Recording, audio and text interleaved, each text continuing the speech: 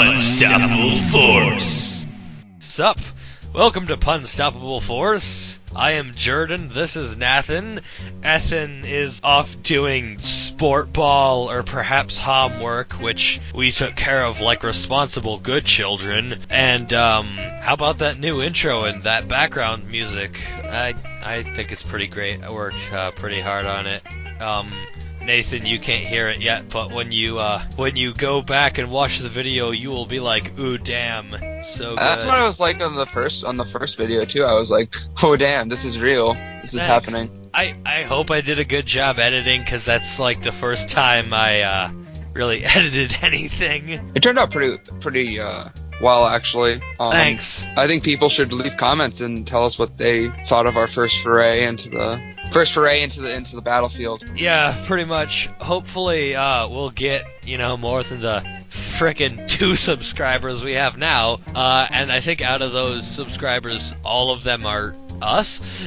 So, I think they're both Ethan's accounts. No, one of them is mine. For shame, subscribing to your own channel? How dare you? No, I subscribed. So this channel came out 7 months ago, actually. I'm not kidding. It started in like the summer or the spring or something. I don't want to math right now. But what was happening was I was hanging out with Ethan and Josh or someone. We were having some pretty huge pun wars, and like it got crazy, like to where we were walking around downtown Ann Arbor, and everything we saw, we could come up with a pun. Like we saw a car, like one of us would say, like, "I don't care about you. I'm tired of all," shit like that. We're on the road to success. So one of us said, like, we need to make this into a YouTube channel, and so you did. Yeah, we did, and then we didn't post anything for 7 months until over Thanksgiving break. Ethan was like, "Hey, bro, want to Skype?" And I was like, I have an idea for what we could do for the PUNstoppable Force channel. What if we made it a podcast where we just talk about whatever the hell we feel like? And he was on board pretty fast. He liked that idea, and then after we recorded, he gave me all like the account password and everything, which was actually because how Google apparently works is it's like, one account for everything. So he gave me his like email and GDocs password in order for it to work for YouTube. I mean, I'm not gonna be a dick about that, but I use that to make it so that like the PUNstoppable Force email and my account will work on the channel, so I can like upload without feeling like I could make some wrong move and like, I don't know. Speaking of talking about whatever we want, did we end up deciding on a topic for this episode, or are we just kind of freeforming it? We're gonna freeform it. I mean, I don't think this podcast should ever be scripted, but we should. Well, I didn't say scripted. I said Yeah, no, I know what you mean. I'm leading into that. Like we could have. I think we're gonna have like a wide range of unset topics, but we won't be scripted. But we could have like prompts of stuff we want to talk about. Yeah. Speaking of that, anyone who decides to watch this video, if you want to leave a comment, we'll look at it and might maybe talk about it. So yeah, that'd be great. Yep. So, after a bunch of hard work and really good coordination, Nathan and I decided to become very good friends and continue ongoing-ifying the podcast, although Ethan will not be a part of all of it. And I talked this over with him, and he seems okay with it, like knowing that if he's gonna be really busy, the main cast or whatever that the first episode brought the world will not be, just us three. Like, it could be just you and me, or me and like some other friends.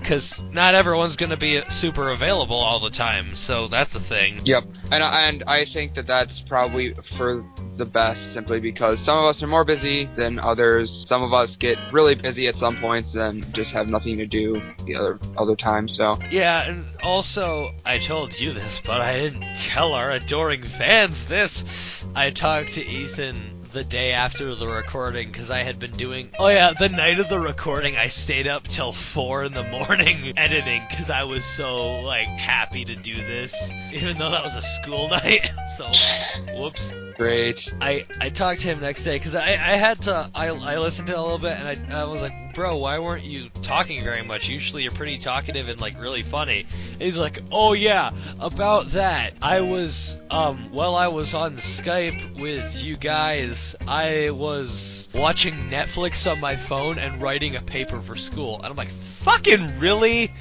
I mean, We've been planning to do this since Friday. The extent of that man's dedication is stunning. Oh my gosh, brilliant. I mean, I've worked with him on videos before for like school stuff, but it is so funny to see the difference in his effort for like fun stuff versus school stuff. Cause school stuff, he'll just be like, okay, we're gonna fucking do this.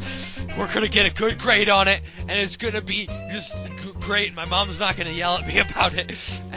And so, meanwhile, last year we were in the same science, biology, whatever class, and we had to do this project about different diseases, and so I forget what I originally suggested, but we decided on a topic, and it was some sort of cancer, and we asked our teacher, and she said no, that topic has already been taken. Would you like to do a different kind of cancer? And I'm a bit impulsive, so I impulse blurted, we're gonna do prostate cancer. And Ethan we're in the computer lab, and he's like sitting a few seats away from where I'm standing, and he just turns his head like, what? And he's like, what? I'm like, don't worry, bro, we got this. And it's just like, okay.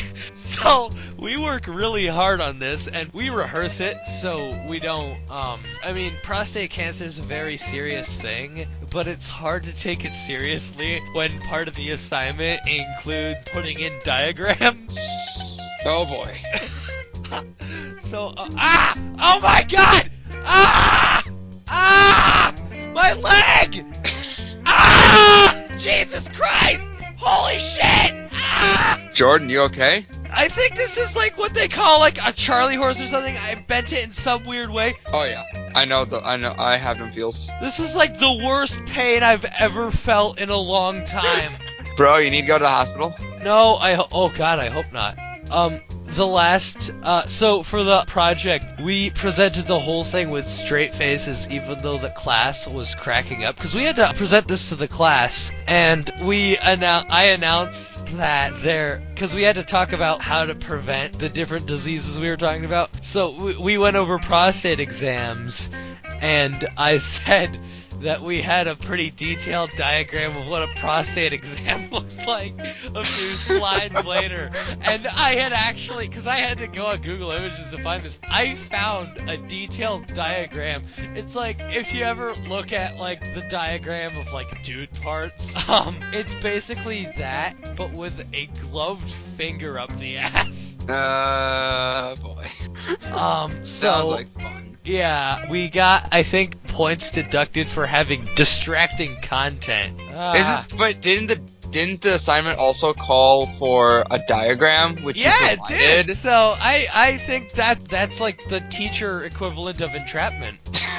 So I'm still clutching my leg in agony. I'm surprised I've been able to continue recording all in one take. I'm gonna leave in the screaming because I'm just that fucking cool.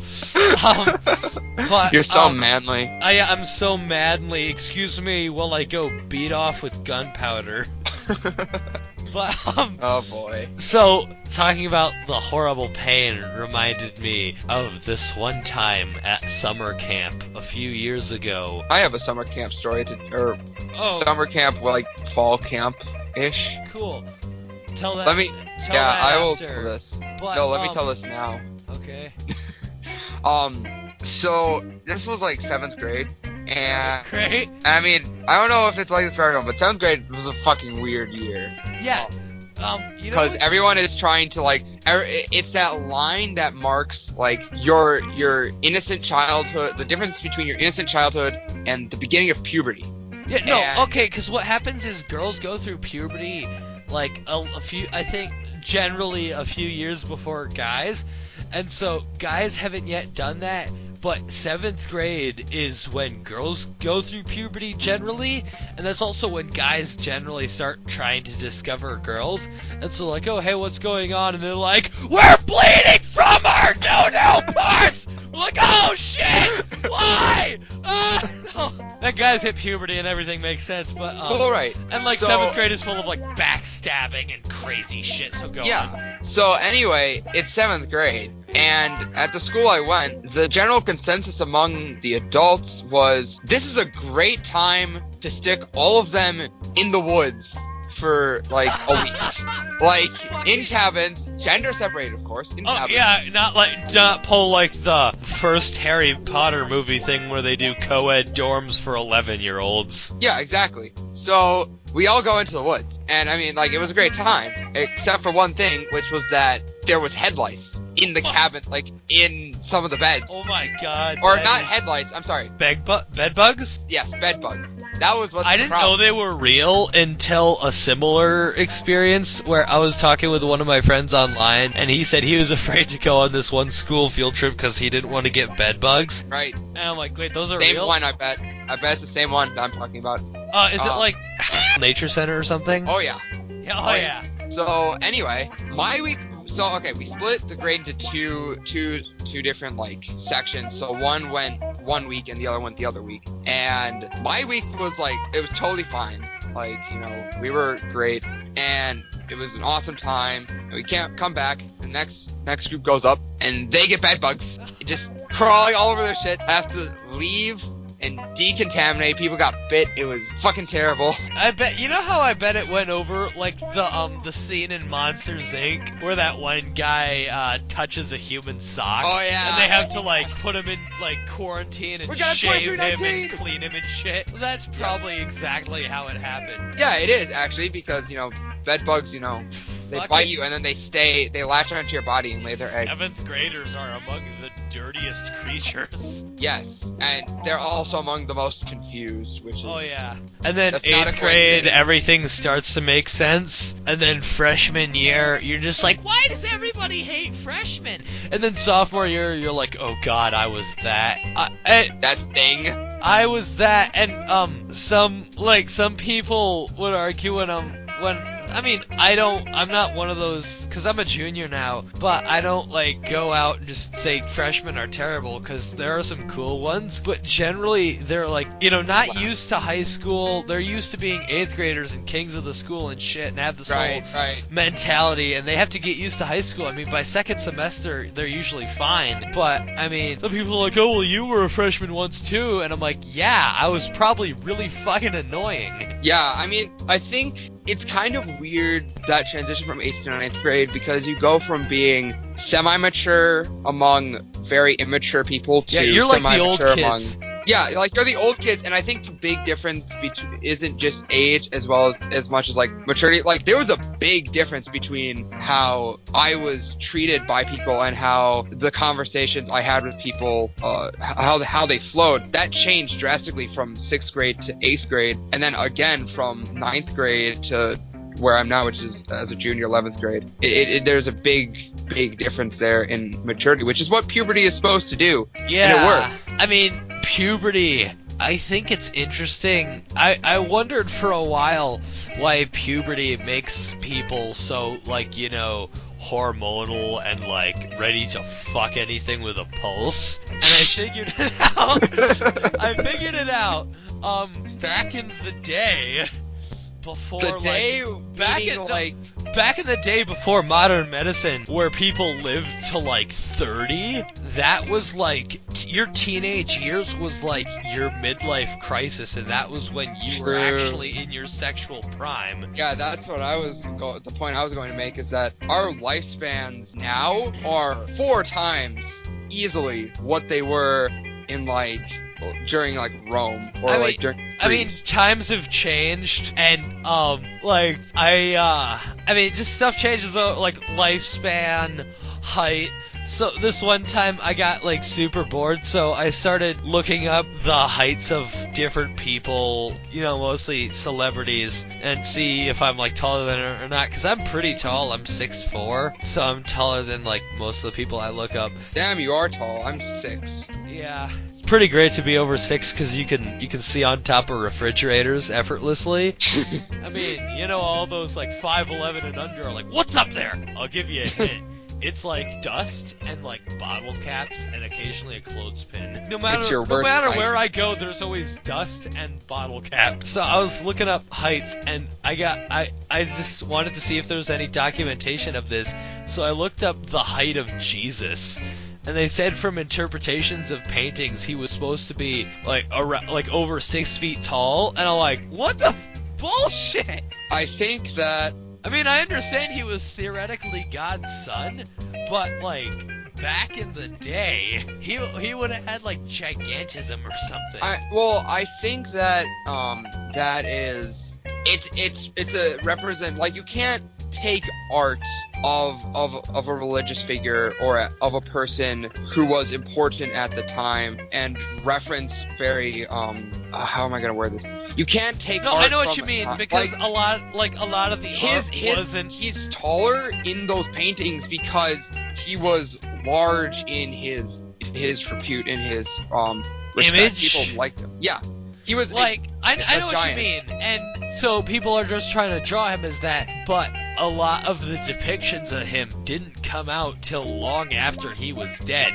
Like, exactly. I'm pretty sure the Bible came out like 400 years or more after he was dead, and that, like, the whole reason that happened was through years and years of storytelling, and so some stuff got lost in translation. I don't want to go too deep into this, because if we end up getting an audience, I don't want to offend any of them, at least not too much. But I learned in world history last year that crucifixion was generally the way the execution worked was suffocation, and people were usually tied to the cross, and like their body weight would just fuck them over completely. But the reason Jesus was nailed to the cross was because it was like around the holidays and they wanted to speed up the process. We got talking about camps and stuff. So a few years ago at camp, I must have been like maybe 5'11" or 6 feet maybe, and I was like 165 pounds. It's all evenly distributed though. And all that plays in later. But they had this big old like industrial sized slip and slide with like, I don't know, like inch thick plastic. And I'm not kidding. And then they'd like set up these sprinklers alongside them, and like everyone would get like grassy and dirty as fuck because it was in a big old fucking field. And so like people are sliding around on it, having a good time. And some people are doing like, the penguin slide where you like get on your chest or belly or whatever and slide around. So I go to do that. Now the mind is a powerful thing. So my mind is like, oh, you could land on your face. Better adjust the mid-air trajectory. So I overshoot it and land on my nuts. All 165 pounds of me land on my goddamn nuts. And, it hurt so bad. I didn't cry. I think I was too in shock to cry, but I was worried because they hurt for the next like 3 or 4 days. Yeah, and, I can see why that would be a problem. I expressed this. It wasn't like I was just gonna like take my punishment from God silently. I was like, I may be seriously injured. And this one camper, we were among the older campers, and I think we were doing like leader in training or something. And this one guy, I think he's like a year older than me, really nice guy, but he pulls me aside. He's like, hey, so the next time you're in the shower, check to make sure they're like on the same level, because if they're not, you may have what's called testicular torsion. And what that is, it's like, the tubes, they get crossed, and, one could fall off. And so, apparently in a lot of people, testicles are like, this topic though are like naturally different, like Levels, yeah, levels. Yeah. And so apparently I hang to the left, and I saw this in the shower, and I'm like, oh god, I'm gonna lose a ball. And everything's fine, at least the last time I checked. Oh god. That was possibly the worst pain I've ever felt. This is also probably the worst thing you could have ever chosen to talk about. Yeah, but no going back. It's not like I could just go back in some editing program and remove this. We do this whole thing live. That's why there's all sorts of sentence clipping and no, pauses. In fact, when I laugh in the middle of my laugh. It's really weird. You have laughception. Fucking weird. So onto From testicles to... Yeah, from testicles to damn near anything else. I think there should be a running gimmick in the show where no one will ever find out what you look like. There could be pictures of me and Ethan going around, but no one will ever find out what you, the Nathan, looks like. You don't know what I look like. I mean, I don't know what you look like, so when I go to design stuff like the current but cover photo of the Facebook page, I had like pictures of me and Ethan from previous MS Paint pornographic features. For how I do it is I copy and paste some gay porn and then put the faces of me and Ethan on it, and then I can live out my fantasies through my artwork. Just kidding! None of that ever happened, but I did have some pictures. So, I could put those up, but I didn't have any pictures of you. Yeah. And then you I mean, you are the eyes of the audience. If you don't know what I look like, they don't know what I look like. Yeah, that's great. So, you came up with the idea since, as of today, your Skype profile picture is, Not even since today. Since, like, a couple years back. I haven't changed my Skype photo in such a long time. My Skype photo is wombats. Mine is my a couple... Facebook is it's wombats. So, but, I think I made my picture a couple years ago. One of my friends took a picture of me. He just, the story behind my Skype photo, he just slapped a cowboy hat on me for no reason. And then, he wears sunglasses a lot occasionally, not like in like a douchey amount, but like a reasonable amount, maybe slightly more than usual. So as a joke, his brother, for I think it was his birthday, got him a box full of sunglasses, like just cheap sunglasses, not like, like just fucking $20 ones, but like just plastic ones. So he grabbed a pair of those and put those on me, and then I think we were listening to music really loud, and I was like posing to the music to make him laugh, and he took a picture of it, and then that became my picture, and I edited it, and I'll post both the pictures in the video. So I mean, you have a great story for how you got your profile picture. I just like fucking wombat. Like, wombats are my thing. I like wombats. So okay. So I mean, that could be a running gimmick that you never appear, but you will be a wombat. On to the next topic, now that we've gotten off our topic of sexy wombats. Video games! I wanna talk about, Last Life, too. Last Life. Although, I feel like this video game topic is gonna be rather stale, only because I don't know if we play the same video games, so the things that I'm informed of, you might not be, and vice versa. Have you, played the, Half-Life series? Nah. Oh, fucking really? Okay, so this'll either be a lot more or a lot less fun to describe to you, knowing that you haven't played it. So, I'm aware of the general premise of the games, and I know that they're big and by Valve and everything, and I know it's aliens and stuff. Yeah, I mean, Half-Life 1, it was just called Half-Life, and then there's Half-Life Source. Two halves make a whole. I have a whole life now, and I'm so happy I got, I love how Steam will just occasionally do, like, really amazing game sales out of nowhere just to see if you're, like, paying attention or something. Yeah, because Steam is fucking amazing, and it's suddenly, like, 99% off, and it's like, what? Yeah, but, no, I got literally every Half-Life. So that's like 10 or 11 games for $9.99. Great. Like all the Half-Life games and like Team Fortress Classic. I'm not kidding. All this like I can read off all these. It's like Half-Life, Half-Life Source, Half-Life 2 Deathmatch, Half-Life 2, Half-Life 2 Episode 1, Half-Life 2 Episode 2, Half-Life 2 Lost Coast, Half-Life Deathmatch Source, Half-Life Blue Shift, Half-Life Opposing Force, and like Team Fortress Classic. I got all those for like $10. So I had a fucking heyday with those. Now, so I got I think pretty far in the first Half-Life, and I played Source because I was like, what's the difference? And I figured out the difference is apparently you didn't find out the difference. No, Half-Life Source has, I mean, it's not about, the games aren't about the graphics, they're about the gameplay, but Half-Life Source has bad graphics. I mean, decent graphics for the time, but pretty bad graphics for like now. I mean, the game's like what, 15 years old? So actually, no, it's more than that. It's nearly 20. It's not quite 20. It's nearly 20 though. Okay, well, no, I mean, maybe like 10 years, because I don't know when the Source engine came out.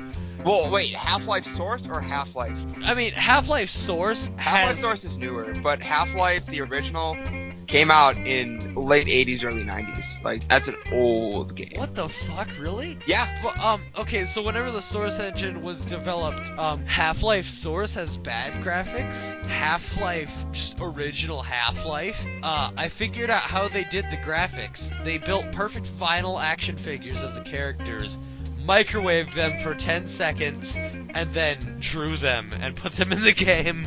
Great. They literally everything looks like it's made out of melted vinyl. I mean, the gameplay is still great, but it got microwaved a little bit. So, I got... Oh, okay, I was a bit off. It was released in 98. Yeah, that's what I thought, because, like, late 80s was, like, just getting past, like, Pong or something. I don't... You're right. Don't quote me on that, because I don't know my history on gaming very well as I should. But, anyway... I mean, it's actually quite... This just it's just amazing how fast and how far gaming has gotten. Like, gaming really as an industry has been going on like from 80-ish. Like 30 years, pretty much. Yeah, it's a 30... That's what I was gonna go. It's a 30-year industry. Actually, Pong might have been, like, late 70s. Let me check... I have to look this up because... I got you. Okay, but, so, Half-Life... I mean, some people say Half-Life 2 isn't as good as... Okay, so it's a 40-year industry. 1972 was when Pong was released. Yeah. So, starting from there until now, it's right around 40 years, and that's fucking amazing. Yeah. That we went from Pong, which was simple pixels, bouncing another pixel, to, well, like Crysis, Call of Duty. Fucking GTA 5. GTA 5.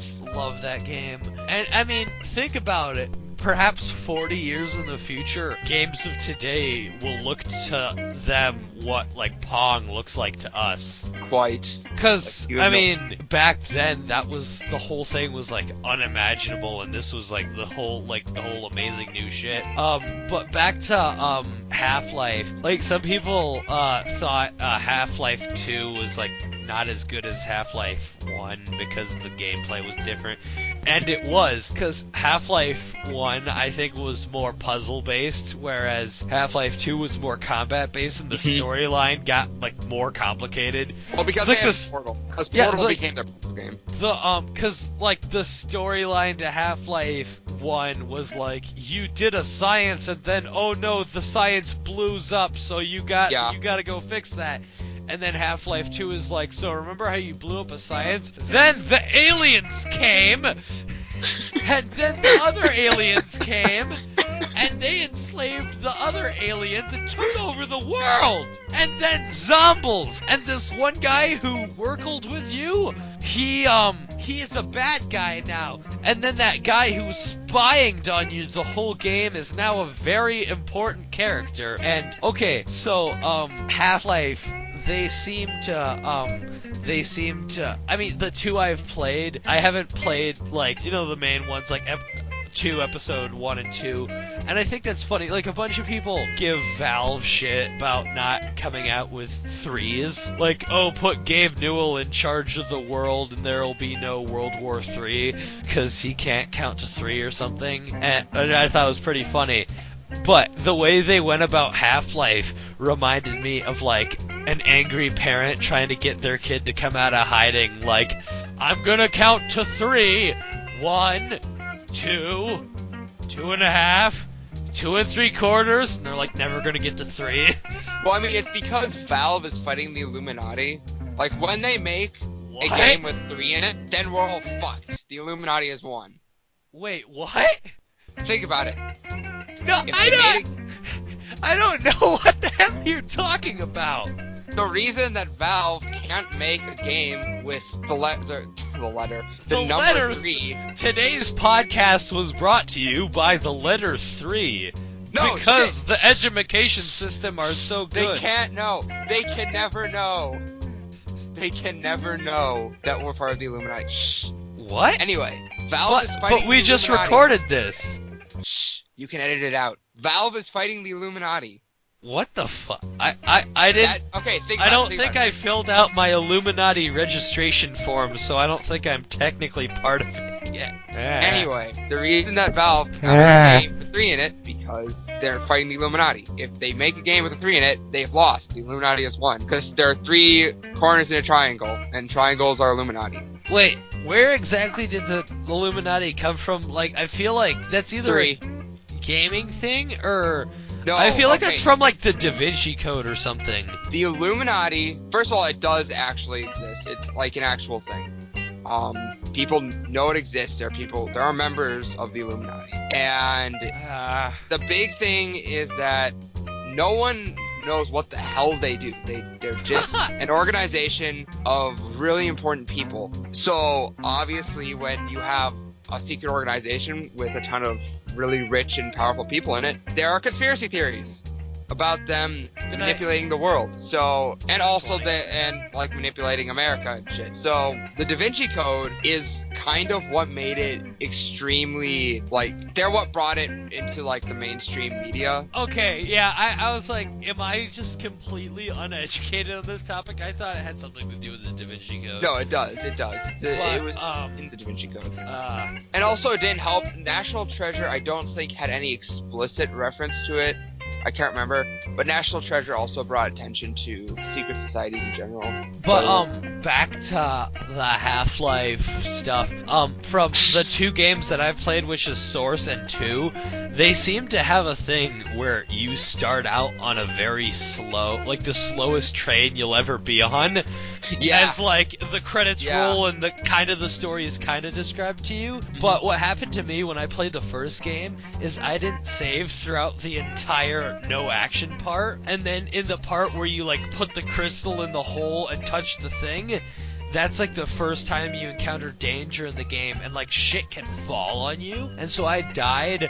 I'm like, oh wait, when did I save? And I had to go through the entire train sequence again, and that pissed me off so much. The entire train sequence is 10 minutes long. Oh my god! You wasted 20 minutes of your life. Yeah, no, 10. 10 rewatching it, but 10 on it the first time. I mean, made yourself a sandwich. Like, yeah, I guess I could have, but and then the second one, the train ride, this part made me laugh so hard because there's an achievement for either outcome of it.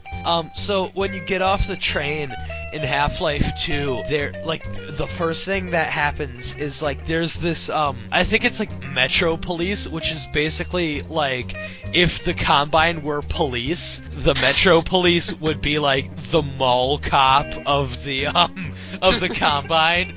Right. And so basically it's armed with a stun stick, and it's like one of the easiest I think it's the easiest Combine to fight in the game.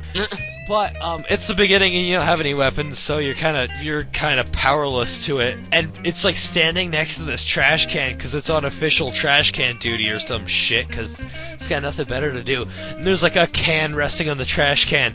And like this is the part of the game where you learn that like by pressing E you can pick stuff up and like set it down or throw it. And it basically with its stun stick just pushes the can off the top of the trash can onto the ground. It's like, hey, pick that up, bitch. It is like just to be a dick. And so you pick it up, and I played this mission over again just to see the different outcomes. But if you throw it away, you get this achievement called like submissive. But if you can throw the can at the Combine's head, and you get an achievement for that, it's called like Rebel or some shit like that, and it's hilarious. I've just found that so funny. That's great. But Half-Life 1, the plot made sense for a while, and then out of nowhere, like this is where I had to stop playing the game because it got really difficult. But so I haven't beat either of them. But in Half-Life 1, it's like the plot, it's making sense. You're going down these hallways. You've looked at the and then you get to the alien homeworld. Exactly. Like you've checked the walkthrough a few times to find out which crevices to crawl through and like which train tracks to shoot from, and then it's like, okay, so you've been enjoying the plot so far, right? Okay. Alien homeworld. Yeah, alien homeworld where you have to jump from planet to fucking planet, meanwhile taking fall damage and shit tons of it, like assuming you don't fall through space because the only way you can get to those is like crouch jump like a motherfucker. And once you are all the way there and landing on planets has basically torn you a new asshole, suddenly giant goddamn spider. And if that wasn't enough, it runs away from you while shitting tiny spiders that tackle you. And then, once you've fought off the wave of tiny spiders with like a third of your health left and no shields because fucking gravity, you follow it down the rabbit hole where it gets stuck, and basically it's like, imagine the effect of like someone sitting down to take a shit, but like there's no, like the toilet seat's like up, and they just fall in. It's pretty much just that if you were inside of the toilet while like someone was doing that. So it's basically you have like no ammo left but the crowbar. Meanwhile it's like shitting tiny spiders all over you, and I just couldn't get past that. So shortly after I went on to Half-Life 2, and that I really liked it, and I'm surprised my computer could. I'm not that surprised my computer could run it, but because mine is like a 5-year-old laptop that used to have Vista. Same. Actually, mine isn't 5 years old. It's I got it in 2010 and it came with Windows 7. But... Okay, but Half-Life 2 was like, so yeah, you're having fun because we gave you vehicles. How about you basically directionlessly drive around in the fucking desert, running over these goddamn insects? And the Vortigaunts, which was like one of the big enemies in the previous game, is now your BFF, because now that because basically the enemy of my enemy is my friend. So if the Combinals are being dicks, the Vortigaunt's gonna go help. And it's basically, I got what I call, I forget if this was Halo 1 or Halo 3 syndrome, where basically you've been fighting, because in either Halo 1 or Halo 3, like, you've been fighting elites the whole game. Right. And then this one mission, you're fighting alongside a fucking huge team of elites. So when I went to play that level, like, I don't think there was much, like, context given by the cutscene.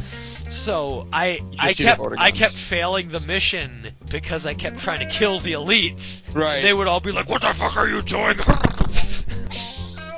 So God damn it. That sounds terrible. But so basically the Vortigaunts are just like, "We are going to help you, the free man." And I keep I think I was telling a similar story to a friend at school, and I kept accidentally calling Gordon Freeman Morgan Freeman, and Well, I correct myself immediately after, but I still think the similarity in their names is funny. What's the difference? They're both badasses. Yeah. The mighty crowbar. Yeah. Probably one of the most iconic weapons, actually, in video games, which is rather ironic, considering that it's a crowbar. Like, iconic weapons, the Master Sword, the Fire Flower, and then the crowbar. Like, the fuck? So, getting to the Master Sword, I have to talk about Legend of Zelda Twilight Princess, because I haven't played that either. What? I haven't played that either. Are you serious? Bro, you don't even want to know. Oh, okay, well, let me explain this too. So, you know how, like, sometimes people post videos on, like, stuff they hate about video games, and, like, the two biggest things that come up are, like, time waster, go halfway across the map to deliver something that, like, isn't even that valuable to the plot. Big Goron sword in Ocarina of Time. I don't know, because I haven't played that one, which Well, it's the same kind of thing. I really should have. And then you just go back and forth across the world map, which is pretty much Hyrule Field. It just takes a long time to get across. You go across that like 3 separate times, and then you have to wait for the guy to make your sword after you've done it 3 times. Oh my god. Which means you have to, and of course they have a day-night cycle. So either you play the Song of Time, which you may or may not have, I can't remember, or you run around for 3 in-game days, which takes forever. It's like fucking like hour and a half of real time, and you finally go back to get a sword, which makes the final boss fight 10 times easier. So you do it. Yeah, to just fuck the speedrunner straight up the ass. But pretty much. Twilight Princess. So basically the two biggest complaints is like the time waster missions and the escort missions, because the people you have to escort are like fucking no health and slow. Slow mentally. And so Twilight Princess did a great job of combining the two, and I haven't been able to play the game because I can't get past this mission, and some people are like, oh, it's pretty easy, but it's not easy for me. I'm not great at video games. So basically they've combined those two types of missions.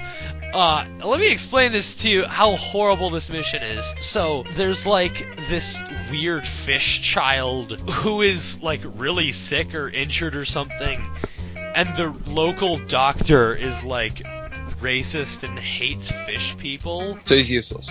And so he's like, I won't tend to this child, I fucking hate fish people. Take him to the next town, doctor. So you have to cross this big old goddamn field.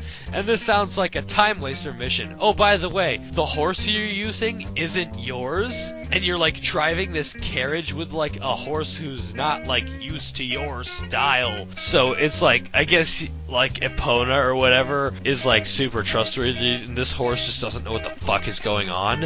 Mm-hmm. And so right as you think this is just gonna be some terrible, just pointless mission, you show up in the field, it's dark as fuck, and like goddamn pig riding goblins with fire arrows show up and like try to set your wagon on fire, because God forbid a doctor help a fish child, a damn dirty fish child. And so you have to like kill those fuckers with your bow or boomerang or something, and then they can startle the shit out of your horse, and so then you think you're finally about to get by the field.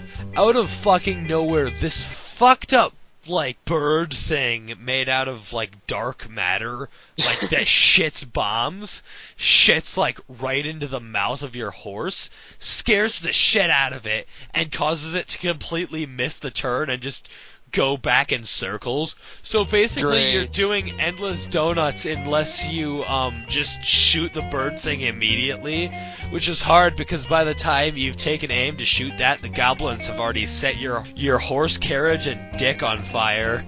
So, because they're assholes, and I was frustrated to, I think, the point of tears, because I was young when I was playing that, and then I tried it a few years later and just couldn't get past it. Right. But that is just, oh my god, because I had seen Twilight Princess, like the fully beaten game, and like the final boss fight at a friend's house on like the GameCube, and like there are the way they did the final boss battles is like fucking cool as hell. Because there's like 3 of them. Because Ganon's just. Oh no, it's Ganondorf. Ganon is like the pig. The first one, yeah. The Ganon is like the pig from like the 80s cartoon, Mr. Excuse me, princess. Yeah. That's fucking hilarious. But oh my gosh.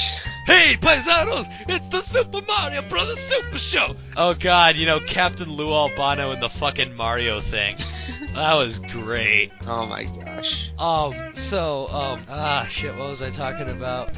Twilight Princess. Oh yeah, so like there are apparently 3 boss fights, and there's like possessed, I don't mean to spoil the game, but there's like possessed Zelda, what the fuck? Zelda. And then, I don't know if the younger players who play the Brawl with their final smashes and whatnot will understand where the Ganon Beast came from, but basically, oh yeah, I forgot that in like halfway through Twilight Princess, or maybe it's towards the start, you make friends with this weird, like, little girl who is also, like, this elf made of dark matter or some shit, and she's like, I'm gonna let you turn into a wolf. So you, as wolf form, because Twilight Princess was invented by furries or something, is like, so you as wolf form have to fight Ganon as, like, elephant, rhino, lion, dog form. Right, yeah. And in the meantime, the background's going like, bia, bia, bia, bia. So after you beat him as that, you go back to, like, little boy who can grunt. It's basically all he can say is, yeah! Yep. And you just do some big-ass sword fight that, looking back, I think that just basically revolves around button mashing.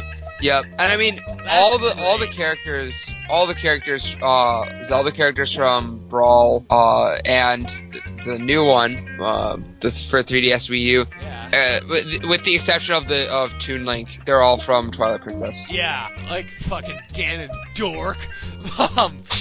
I feel like there was another video game I wanted to talk about, but I forget. So we'll cover it in a different episode. Yeah, we will. On to more video games. Yeah, maybe we'll just have a whole episode about that.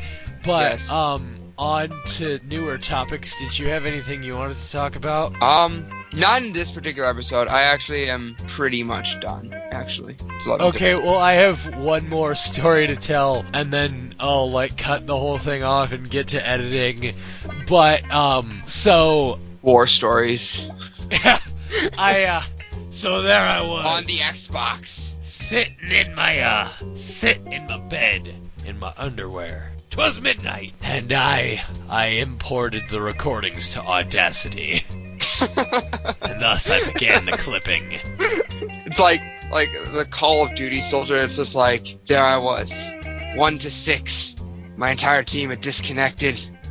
I only had my trusty rifle and a pistol with 5 ammo left. And I killed all the bastards on Search and Destroy and won! Yeah. Fucking best day of my life. I nervously clicked the little icon that would open Audacity, and I clicked on File.